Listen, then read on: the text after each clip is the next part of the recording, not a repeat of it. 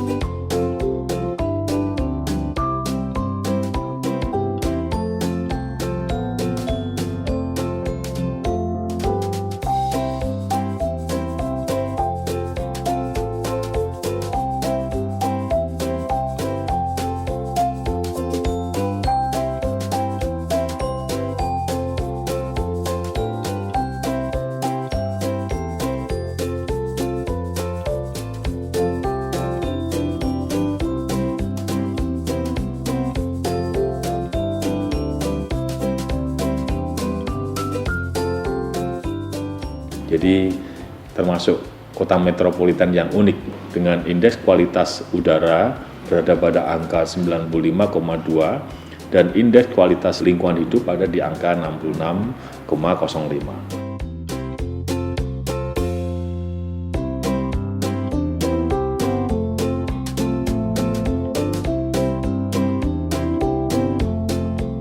Kota Semarang tergolong kota yang unik dari sisi topografi. Karena kita punya dataran tinggi, punya dataran rendah, dan juga kita punya pesisir ataupun lautan.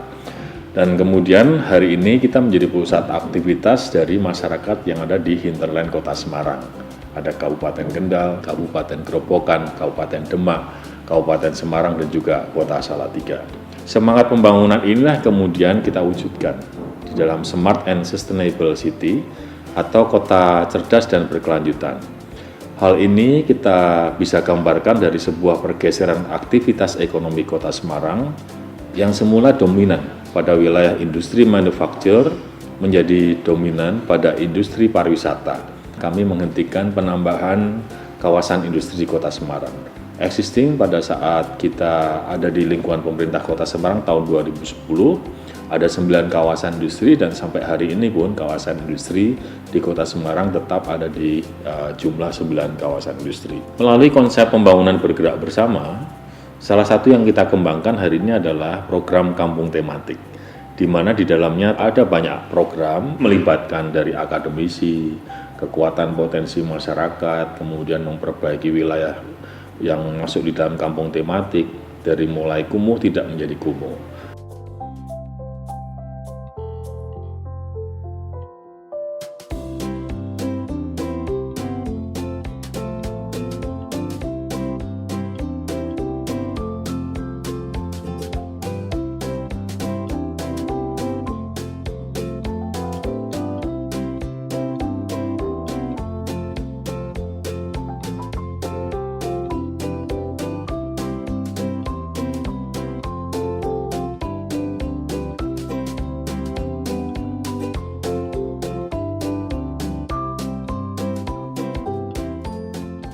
Jalannya yang rusak kita perbaiki menjadi bagus, salurannya tidak berfungsi kita normalkan menjadi berfungsi, termasuk juga mengembangkan kawasan yang lebih hijau di dalam kampung tematik tersebut.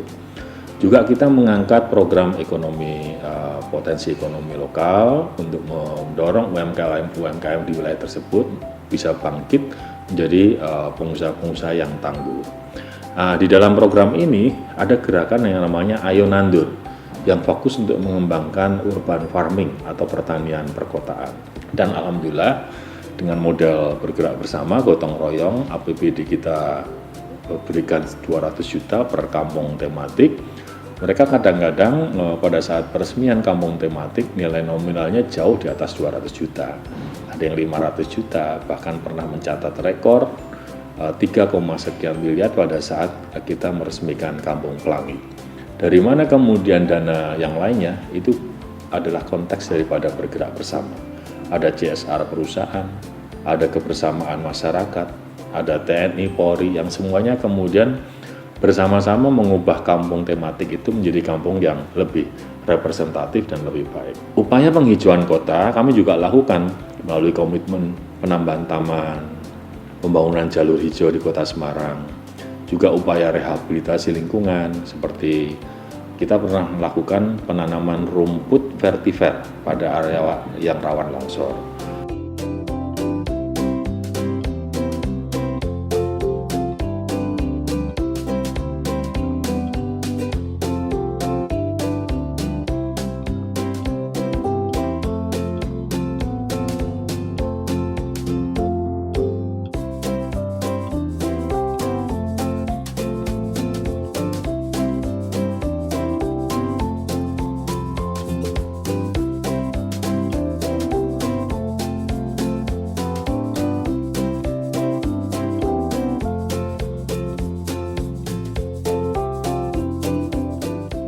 Kemudian kita juga lakukan penanaman mangrove di wilayah-wilayah pesisir dan rutin tidak hanya dari pemerintah, tapi semua instansi di Kota Semarang pada saat mereka merayakan kegiatan ulang tahun perusahaannya, biasanya mereka kita sarankan untuk bisa melakukan kegiatan-kegiatan seperti penanaman mangrove. Untuk wilayah estetika kota yang juga berfungsi sebagai penghijauan, kita juga melakukan penanaman pule dan tape buya yang secara masif. Serta di 1 tahun terakhir sampai dengan tahun depan kita menggerakkan penanaman pohon sukun yang dibiayai oleh APBD dengan pembibitan 6.100 pohon setinggi sekitar 2-3 meter. Penanam pohon sukun ini selain penghijauan, juga karena akarnya kuat bisa sebagai penahan tanah longsor, juga sebagai bagian daripada diversifikasi pangan, karena buah sukun ini mengandung karbohidrat yang sangat tinggi. Selain itu, wujud pemerintah Kota Semarang untuk meningkatkan kualitas lingkungan dapat dilakukan dengan menerbitkan Peraturan Wali Kota Nomor 24 Tahun 2019 tentang bangunan gedung hijau. Kemudian Peraturan Wali Kota Nomor 27 Tahun 2019 tentang pengendalian penggunaan plastik sekali pakai.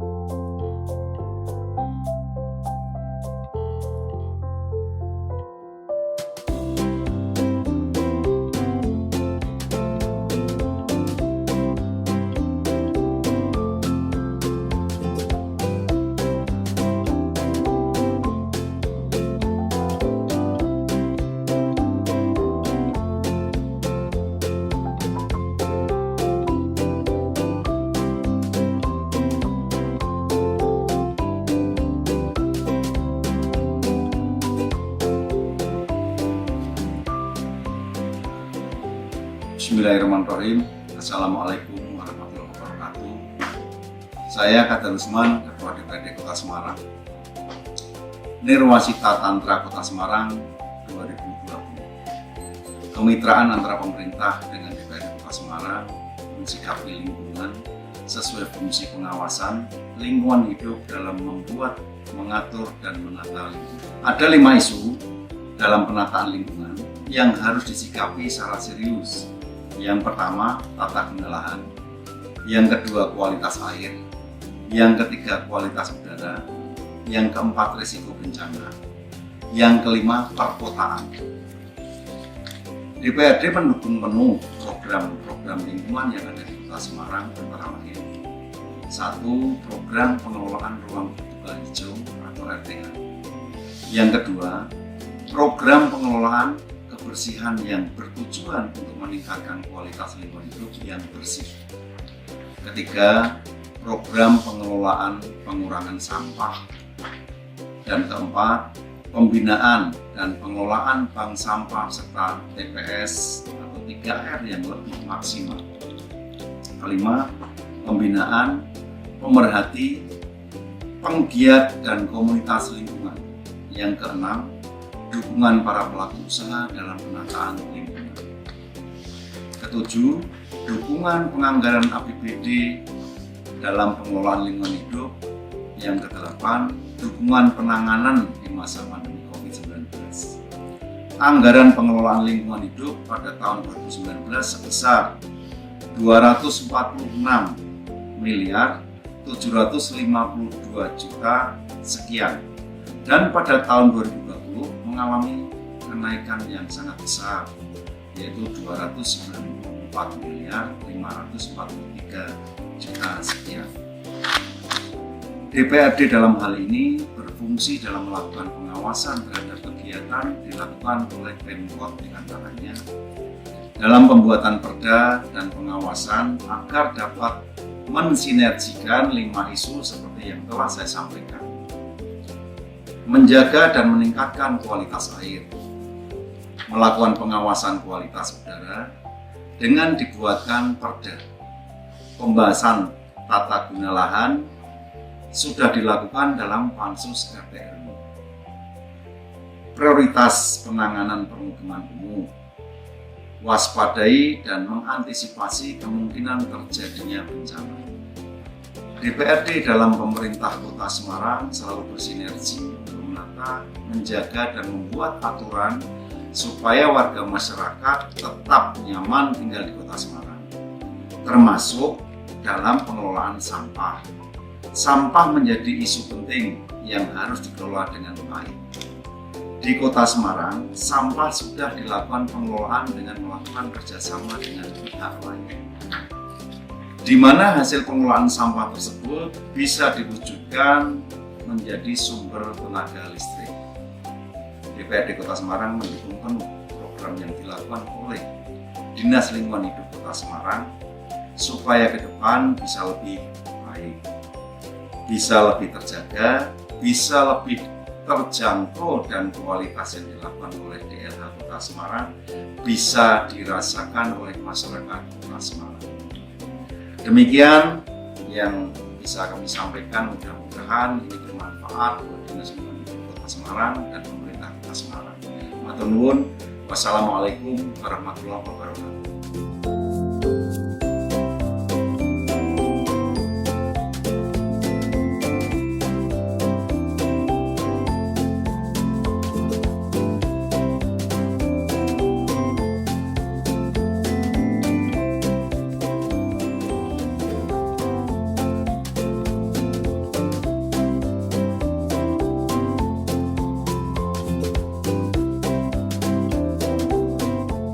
Akhir kata, Bapak dan Ibu sekalian, Kota Semarang akan terus berupaya menyimbangkan kesejahteraan warga dengan mendorong pertumbuhan ekonomi, namun tetap kita akan berkomitmen memperhatikan lingkungan hidup.